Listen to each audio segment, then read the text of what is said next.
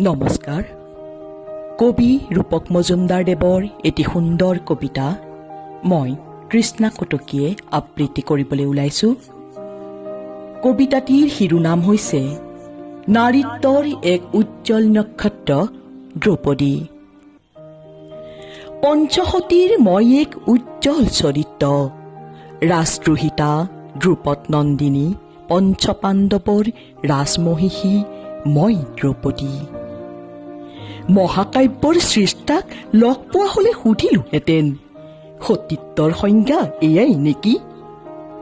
ক্ষোভ আৰু পঞ্জীভূত বেদনাৰ জ্বলন্ত উৎকীৰণ মই দ্ৰৌপদী।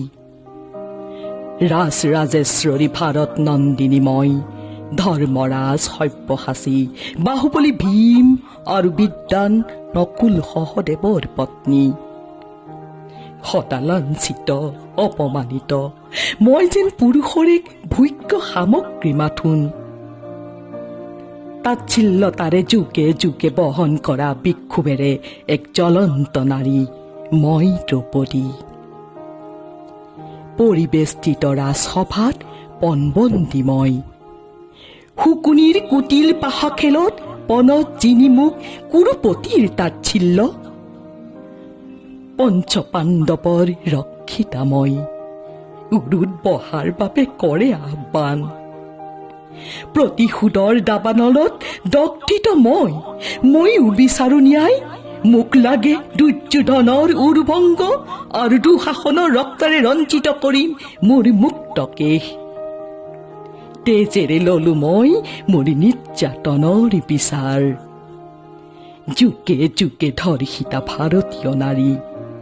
প্ৰতিশোধৰ অগ্নিত জ্বলন্ত মই দ্ৰৌপদী, মহাকাব্যৰ সৃষ্টাৰ অপূৰ্ব সৃষ্টি। আজিৰ প্ৰতিজনী ধৰ্ষিতা দ্ৰৌপদীৰ দেহত বিভৎস বাসনাৰ নৰপিশাচৰ তেজ লাগে। আজি প্ৰতিজনী ধৰ্ষিতা দ্ৰৌপদীৰ দেহত বিভৎস বাসনাৰ নৰপিশাচৰ তেজ লাগে।